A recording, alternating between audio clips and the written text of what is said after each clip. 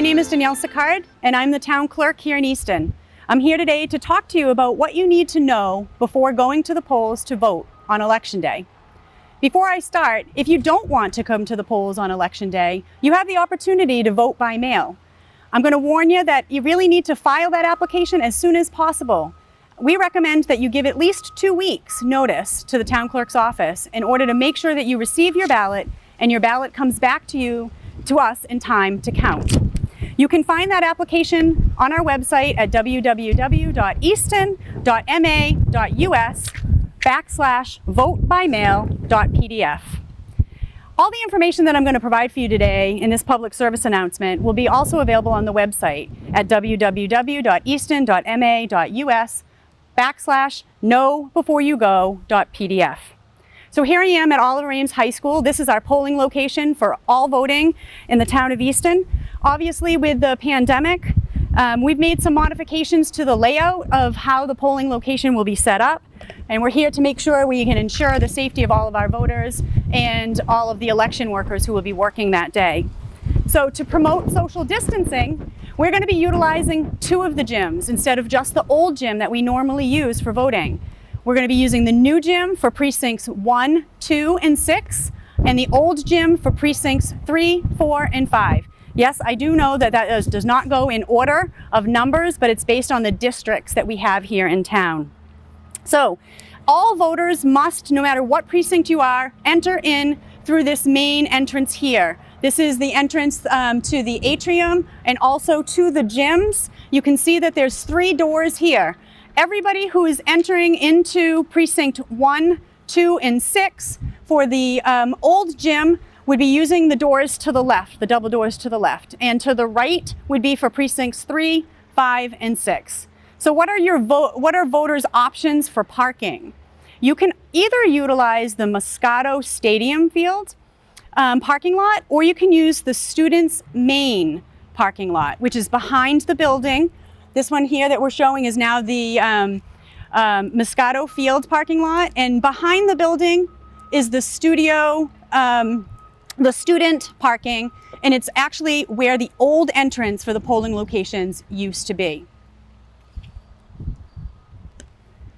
So obviously you're going to need to know your precinct when you come here to vote. You can find out your precinct on our website at www.easton.ma.us/whatsmyprecinct.pdf.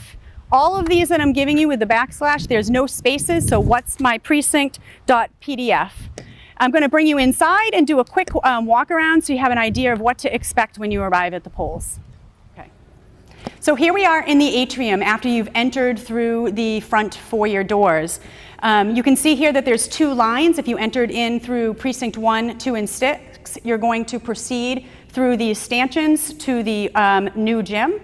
There will be markers on the floor, and we ask that you stay at each distance being 6 feet from each other so that we can maintain social distancing protocols. The same is true for precincts 3, 4, and 5, which are going into the old gym. They will line in those stanchions and proceed there as well. For a moment, I want to just talk to you about the lines that will be outside and the lines that will be here in the foyer and before you enter into the gym. I want to talk to you just a little bit about family units. So that is people that you do not have to social distance from, that were within your family and in your home. Those can each take one of those 6-foot markers and stand on it. You do not need to take one each individually in these lines proceeding. Once you get into the gym and you approach the check-in and the checkout table, that must be only 1 voter at a time that approaches. But in the interim, to reduce our lines, we ask that your family units use 1 marker and you proceed all the way to the gym entrances as a family. So once you're here at the entrance of the gym, there will be a greeter that is here. That person is going to give you permission, similar to when you go to supermarkets now to get in line to shop. There'll be a greeter here that will say when it's time for you to proceed into the right precinct line, just to, again, make sure that we're all within 6 feet of each other and that social distancing protocols remain in place. Okay, so now you finally made it to the check-in table. You can see here that there will be a person behind the table and that we have plexiglass. Plexiglass will be available in every one of the locations where there's face-to-face contact with a voter and an election official. As I had mentioned earlier, only one person at a time should be approaching the table for check-in.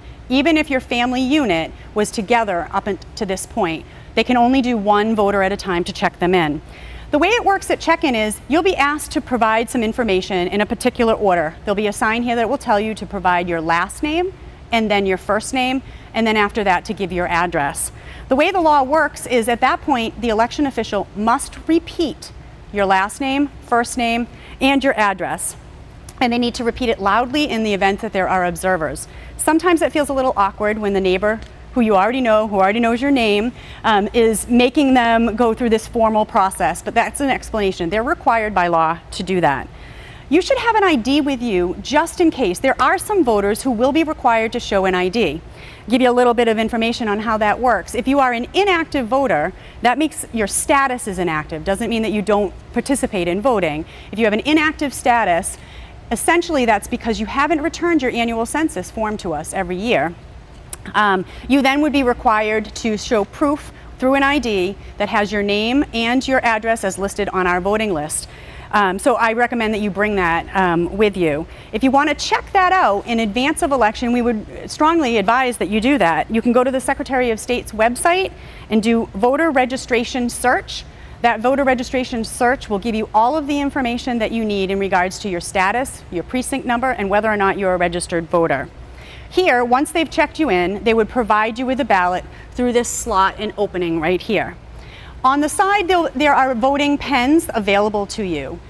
We do recommend, if you're uneasy about using one of our voter pens, these will be clean, that you could bring one from home. But please note that that pen has to be a black or a blue, and it needs to be either a felt marker pen or like a Sharpie type pen. Any other pens and marking devices could cause issues with the tabulators actually reading your ballot correctly. For those voters who do want to borrow a pen, you would take the pen from here with you to the voting booth, and you can take that pen to the checkout and deposit it there. So the dirty pens will be left at checkout, and the clean pens would be here available at check-in. Going to move on now to marking your ballot. So the voting booths, being in two different gyms, allow us to space them out more. And so they'll be at least 6 feet from each other and ample space within each of the precincts for the voting booths. When you go into a voting booth, you will see I will give you a few reminders. First of all, you want to make sure that you fill in the oval completely. Do not use check marks or X's on your ballot, as that will cause problems with the tabulators not reading your markings correctly. As I mentioned, make sure that you're using the pen that's either provided or bringing a blue or a black felt marker pen as well. I will make a note here that if you're uncomfortable with using a shared voting booth, which by the way will be cleaned throughout the day, not after every voter, but throughout the day they will be cleaned. If you're concerned about that, feel free to bring a clipboard with you or a book, and you can stand inside of the precinct and mark your ballot that way. Another caution in regards to your ballot is that you must ensure that your ballot does not get wet. So if it's a rainy day, do not place the ballot up against your jacket or your clothes if they get wet. If the voting booth was recently cleaned and it's still wet and you place your ballot on it, that's a problem. If you use hand sanitizer while you're holding your ballot and the ballot gets wet, those will all become issues when you try to feed that through the tabulator. And it won't just be an issue for your ballot, it will be an issue with the tabulator jamming and breaking down and having hand counts for all of the ballots rather than the tabulators reading them. Sure. So after you've marked your ballot, you're going to proceed to the far end of the gymnasium. Not the area that you came in, but to the far end. Please remember to keep social distancing as you leave your voting booth and come to the checkout. There once again will be lines and markers for 6 feet apart to wait in line to get to the checkout position here. You'll see once again we have a plexiglass shield here as you once again provide that same information that you did at check-in. They'll ask you to say your last name, your first name, and your address, and once again are required by law to say that out loud. The purpose of that is to really confirm that the right voter has been marked in and out. And sometimes that gets complicated when you have juniors and seniors and different middle initials for names. So pay close attention at that point. Once you've finished And again, remember that only one voter can come to the table at a time. Excuse me. Once you've finished with your checkout person, they're going to give you permission to step aside to the ballot box. The ballot box would be here at the end of the checkout table. I'll say what you need to do here is you need to verify that the ballot box first says on it, system ready. That means it's ready to accept your ballot. It's finished processing the one before it and it's ready to accept it. And you should be able to put your ballot in any way or direction, upside down, back end, forward end, any way that will fit through the tabulator. It will read it correctly. And you should wait before you step away from the ballot box for the LCD screen to now say ballot cast. That means that it's already gone through, there's been no issues, it's read your ballot, it's not going to shoot back out and tell you that you have some type of an issue with the reading of your ballot. From there, I would ask that you step aside as quickly as you can, because as I mentioned, only one person can be in front of the checkout and only one person can be in front of the ballot box. So the longer you kind of congregate at the ballot box after it says cast ballot, the next person is kind of held up and the rest of the line is held up. So once you're done, you're going to step aside. The exit is on the far end. One area here will be the exit out onto the students' main parking lot. So I know I've provided you with an awful lot of information. I would encourage you to review this information on a one-page flyer that we have available on our website. Once again, that's at www.easton.ma.us/knowbeforeyougo.pdf. A quick review of what you need to know before you go. All voters are entering in from this atrium gymnasium entrance, not from the exits that you normally would have prior to COVID-19. Know your precinct. That's going to be really important to go into the right gym, and you can find that information on our website at www.easton.ma.us/whatsmyprecinct.pdf. You need to be wearing a face covering. Have that with you. There will be some public health greeters who will make sure that everybody is wearing a face covering. If you want to bring a pen, make sure it's black or blue. I would recommend that you bring an ID. And when you're at the polls, don't touch your face. Maintain social distancing of 6 feet from anybody not within your family unit. Don't get your ballot wet. And visit the Secretary of State's website in advance to check out your voter registration search. You can also know what you're voting on by looking on the Easton webpage. Under elections, there's a section for sample ballots, so that when you get here, you're already prepared and you can make this a quick visit here. And one final note, if you are exposed to the virus or you're quarantined or isolated in the week leading up to the election, please don't come to the election. There is some special legislation that will allow you to vote from home. It's the only instance when we can actually hand somebody an absentee or early voting ballot.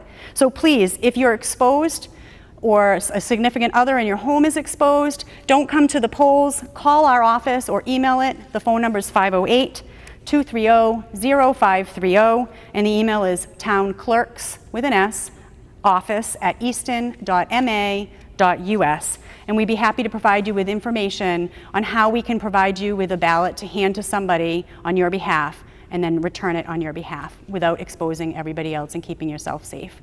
Thanks for your time today. Be safe and well, and we'll see you on Election Day.